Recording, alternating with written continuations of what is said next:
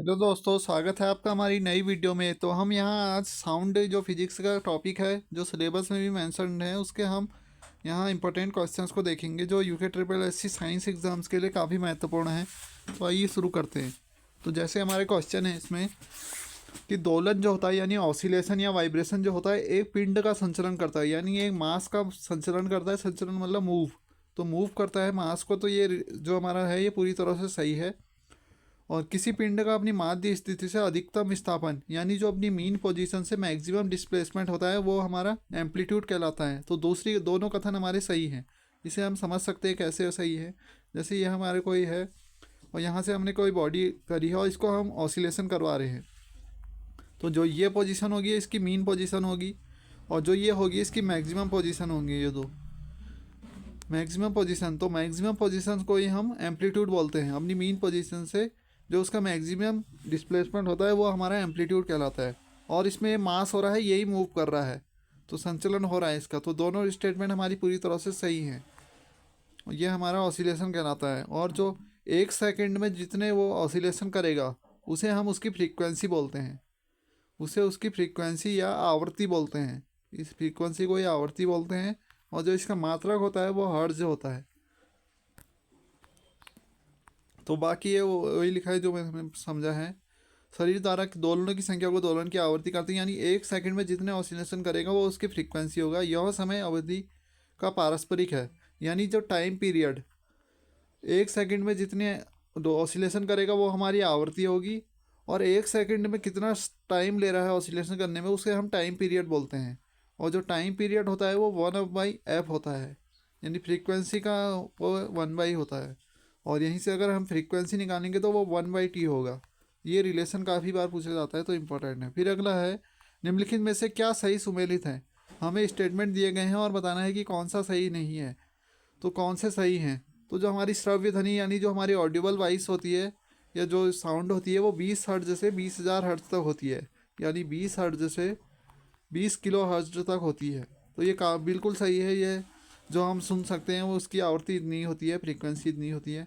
पराश्रव्य ध्वनि यानी ultrasonic sound, तो ये 2,000 हर्ट्ज से नहीं होता, ये 20 किलो हर्ट्ज से जो ज़्यादा होती है उन्हीं को हम अल्ट्रासाउंड वेव बोलते हैं या ध्वनि बोलते हैं। तो ये हमारी गलत हो जाएगी पहली। और तीसरी अपश्रव्य ध्वनि यानी इंफ्रासोनिक, तो इंफ्रासोनिक ये होगी हमारे अल्ट्रासोनिक वेव, अल्ट्रासोनिक साउंड। और ये होगी इंफ्रासोनिक, तो ये होगी 20 हर्ट्ज से अधिक। यहाँ पर जो होगा ये 20 हर्ट्ज से अधिक नहीं, ये कम होना चाहिए यहाँ पे, क्योंकि जो इंफ्रासोनिक यानी अपश्रव्य ध्वनि होती है ये लेस देन हमारे 20 हर्ट्ज होती है। ये जो अपश्रव्य ध्वनि होती है तो ये सही होते हैं। फिर देख सकते हैं मानव कान जो होता है, हम मनुष्य जो सुन सकता है वो 20 हर्ट्ज से 20,000 हर्ट्ज तक सुन सकता है। ये बहुत बार पूछा जाता है। आवृत्ति आवाज़ सुन सकता है, इसे श्रेणी कहा जाता है, या जिसे हम सुन सकते हैं श्रव्य श्रेणी कहा जाता है। ऑडिबल जो ध्वनि को श्रवण ध्वनि कहा जाता है।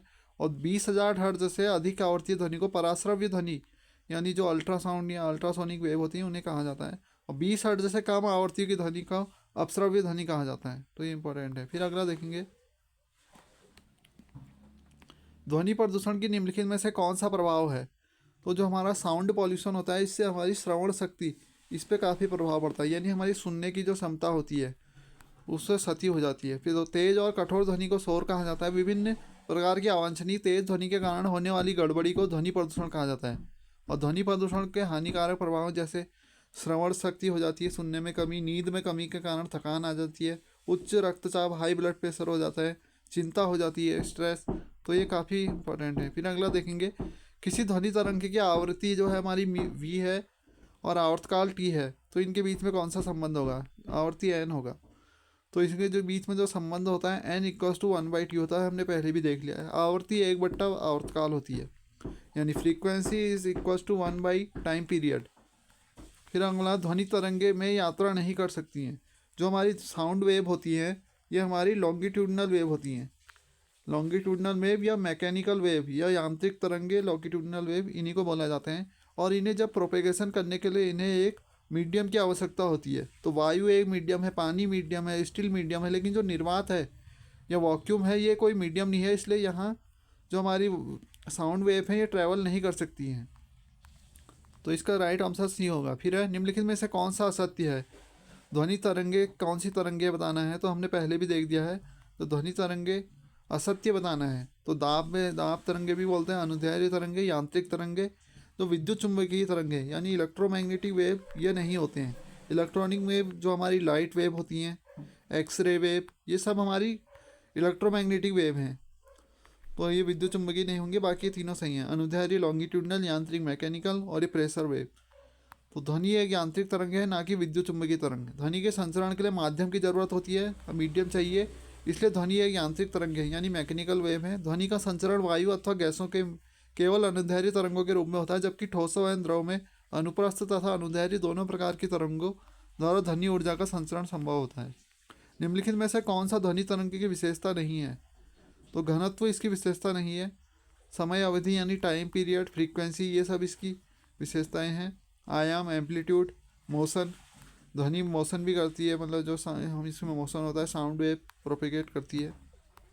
तो वायु में ध्वनि तरंगे अनुदैर्ध्य तरंगे, यांत्रिक यानी मैकेनिकल वेव होती हैं। इन तरंगों के प्रमुख अवयव आयाम है, जैसे एम्पलीट्यूड, टाइम पीरियड, आवर्ती, फ्रीक्वेंसी। ध्वनि की गति प्रमुख होती है। ध्वनि तरंगों में घनत्व नहीं होता है। वायु में ध्वनि तरंगों की गति लगभग कितनी होती है। जो हमारी सिंपल वायु है, जो उसमें हमारी होती है 332 मीटर पर सेकेंड, ये हमारी ध्वनि की गति होती है। फिर ध्वनि तरंगे होती है, तो ये यांत्रिक तरंगे होती हैं, एक मैकेनिकल वेव है। यांत्रिक तरंग वह तरंग है जो पदार्थ में कंपन के कारण उत्पन्न होती है। यांत्रिक तरंगों के संचरण के लिए माध्यम की आवश्यकता होती है, और ध्वनि के संचरण के लिए भी माध्यम की आवश्यकता होती है, अतः इसलिए यांत्रिक तरंग कहा जाता है। ध्वनि तरंगे अनुदैर्ध्य तरंगे भी हैं। इसकी सर्वाधिक गति ठोसों में होती है। सर्वाधिक गति ठोस यानी जैसे स्टील है, तो इसमें सबसे ज़्यादा होगी। उसके बाद द्रव में, तो सबसे पहले आएगी ठोस, फिर द्रव, फिर गैस। इस तरह से लगाने के लिए भी आ सकता है, यानी सॉलिड, फिर लिक्विड, फिर गैस। और यहाँ से हर्ट्ज वाला क्वेश्चन है, जैसे आवर्ती का जो वो किसके नाम पे दिया गया है, तो हर्ट्ज दिया गया है। हर्ट्ज वैज्ञानिक थे कोई, तो उनके नाम पे दिया गया है। फिर निम्नलिखित में से कौन सा माध्यम के घनत्व में किसी ध्वनि तरंग के एक संपूर्ण दोलन में लगने वाले समय को, या किसी ध्वनि के तरंग में एक जो पूरा ऑसिलेशन करने में जो समय लेता है, यहाँ से लेकर यहाँ तक, यहाँ से लेकर यहाँ तक, जो उसका पूरा समय लेगा, उसे को ही हम वो क्या बोलेंगे, आवर्तकाल यानी टी, टाइम पीरियड। तो टाइम पीरियड कहलाता है वो। फिर ध्वनि में से संचरण कर सकती है, तो किस किस में से संचरण कर सकती है। गैस में कर सकती है, ठोस में कर सकती है, मैटर में कर सकती है। तो ऑल ऑप्शन जो क्या हैं सही होंगे इसके। ध्वनि यानी साउंड वेव।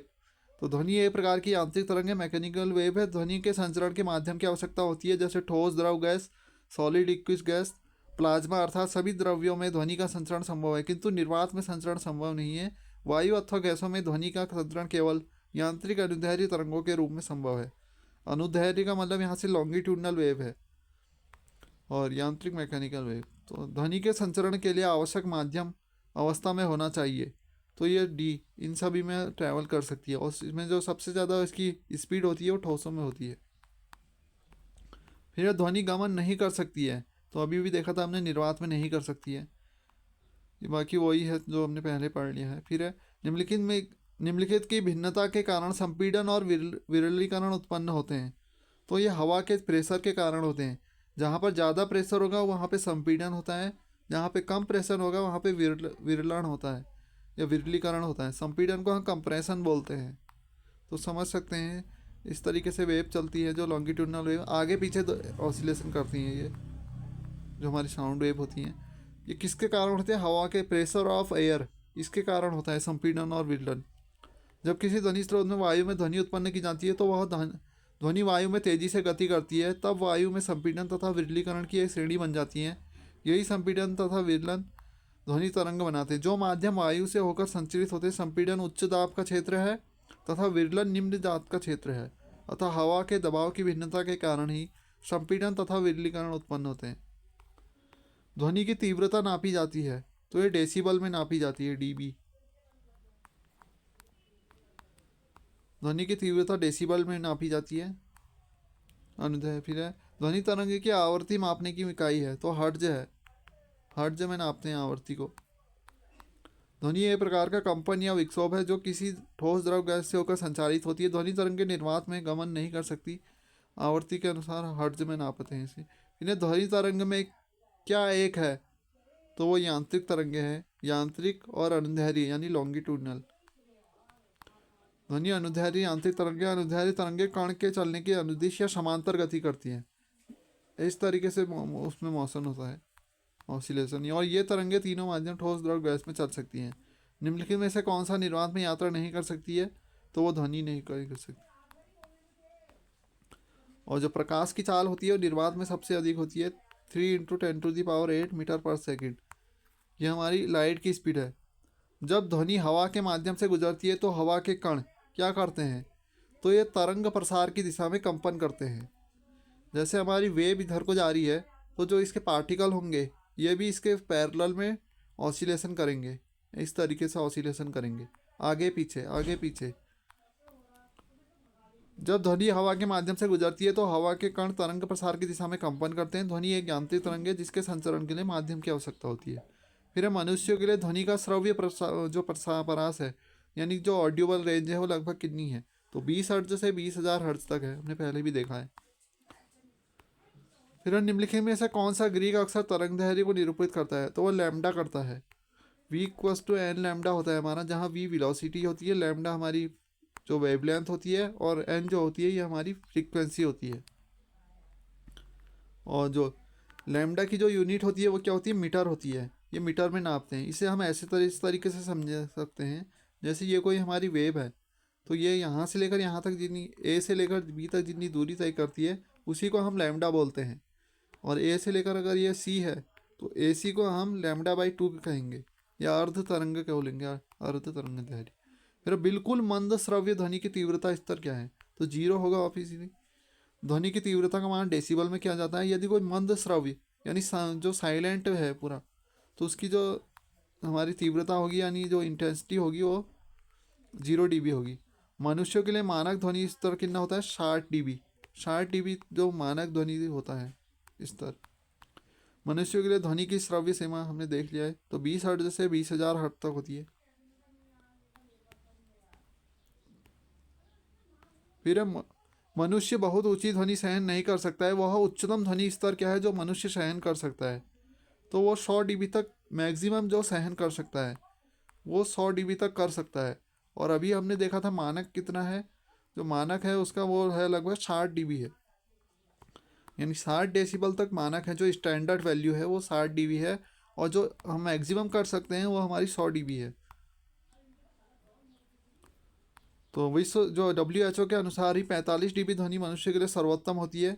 WHO ने 75 dB से ऊपर की ध्वनि को मानव स्वास्थ्य के लिए हानिकारक माना है, और 85 dB से अधिक मनुष्य ध्वनि को बहरा, या 150 dB की ध्वनि मनुष्य को पागल बना सकती है। तो ज़्यादा जो साउंड होती है वो भी हमारे लिए हानिकारक होती है।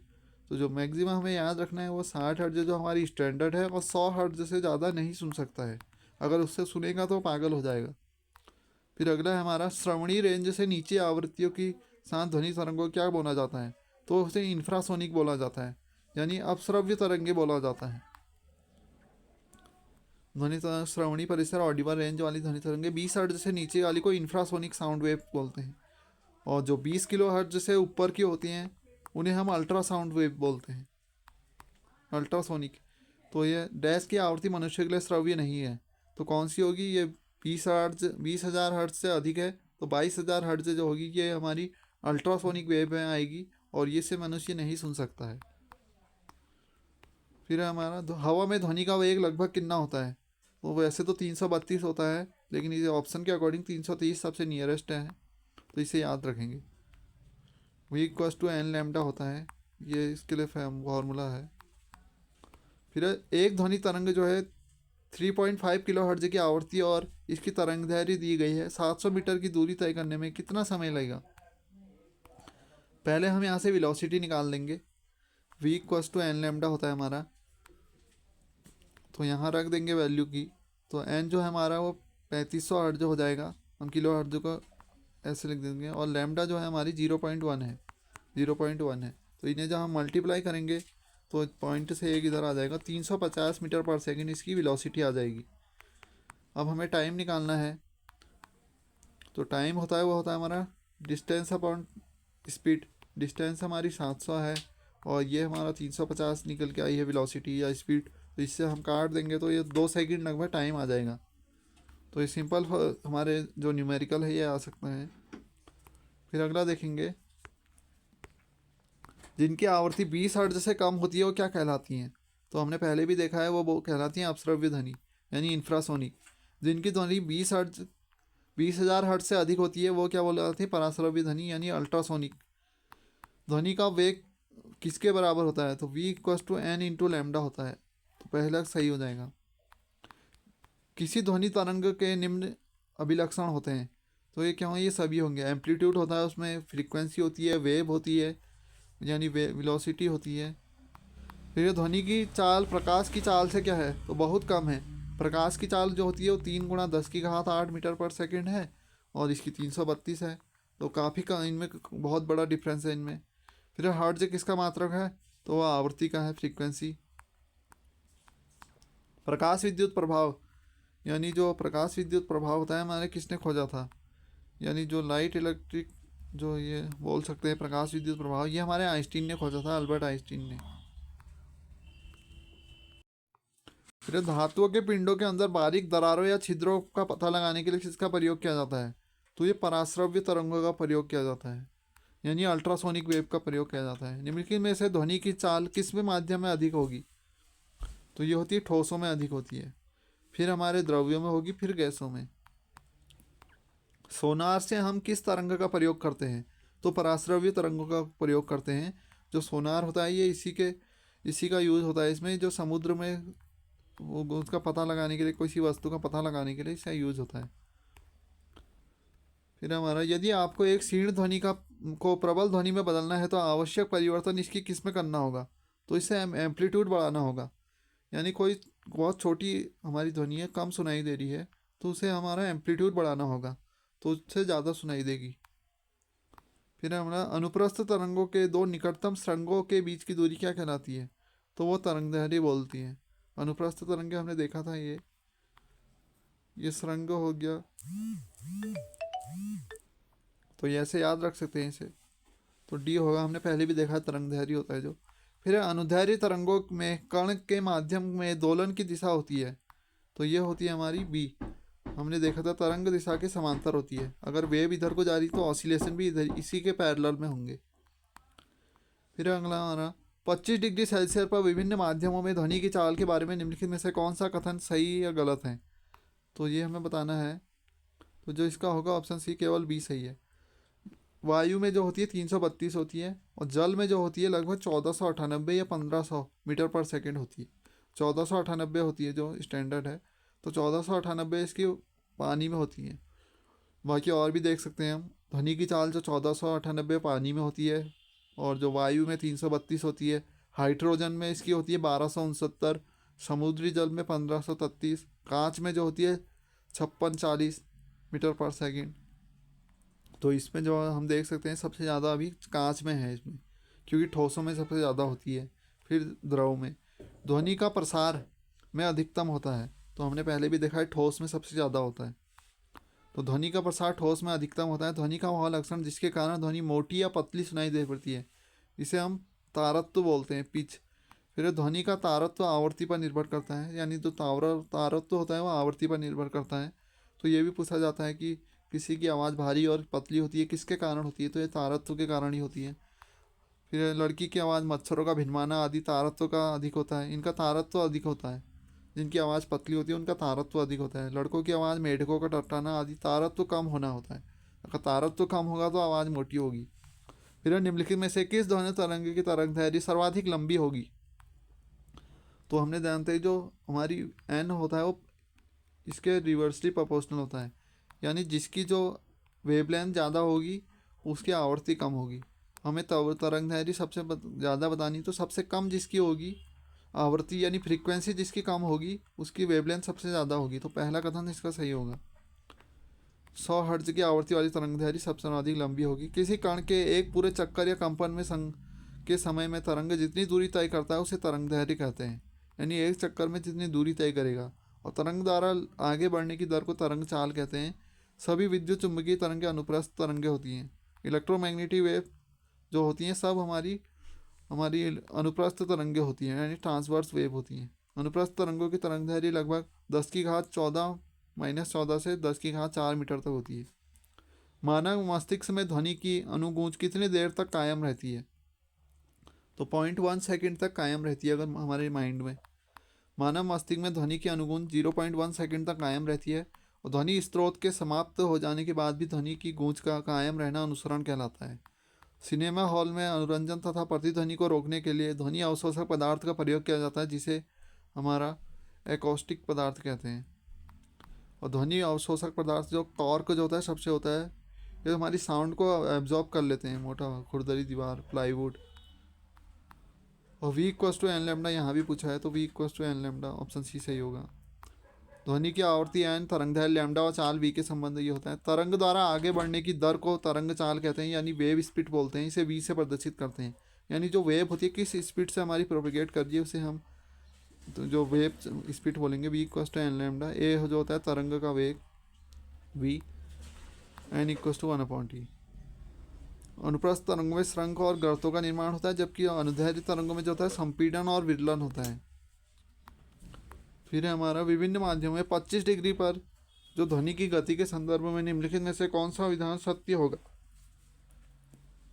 तो एल्यूमिनियम में जो है ये गलत है, जबकि निकेल में जो है वो लगभग 60-40 मीटर पर सेकेंड होती है, ये सही है। तो एल्यूमिनियम में जो ध्वनि की गति होती है 64-20 होती है, याद रखना है। एल्यूमिनियम में इतनी होती है। और निकेल में 60-40 होती है। तो हवा में 332, समुद्री जल में 1531, 1498 हमारे पानी में होती है। तो ये कुछ इंपॉर्टेंट फैक्टर हैं, याद रखना पड़े। फिर ध्वनि गमन नहीं कर सकती है, तो निर्वात में नहीं कर सकती है। ध्वनि को गमन करने के लिए माध्यम चाहिए, बिना माध्यम के प्रोपेगेट नहीं कर सकती है। हाइड्रोजन में ध्वनि का वेग सबसे अधिक होता है, वेलोसिटी सबसे ज़्यादा हाइड्रोजन में होती है। और सबसे भारी गैस जो टंगस्टन हेक्साफ्लोराइड WF से, इसलिए इसमें ध्वनि का वेग सबसे कम होता है। गैसों का अणुभार बढ़ने से ध्वनि का वेग घटता है। अगर हमारा जो मॉलिक्यूलर जो वेट होगा वो बढ़ेगा तो वेलोसिटी घटेगी। फिर हमारा तो इसे देख लेते हैं। लंगर डालकर रोकी हुई नाव लहरों से हिल रही है, जिनके तरंगों का ऊपरी सिरा 100 मीटर अलग है। तरंगों के ऊपरी सिरे का वेग वेलोसिटी दी है और ये 100 मीटर दिया गया है। तो इसके फ्रीक्वेंसी निकालने के लिए हम क्या करेंगे, जो ऊपरी सिरों का वेग है यानी 25 है, और नीचे सिरों का तरंगों के सिरों का वेग बट्टे तरंग का ऊपरी सिरा, दोनों का अगर भागा कर देंगे तो हमारी आवृत्ति निकल जाएगी 0.25 हर्ट्ज। तो thanks for watching, please subscribe my channel. मिलते हैं अगली वीडियो में, तब तक के लिए गुड बाय।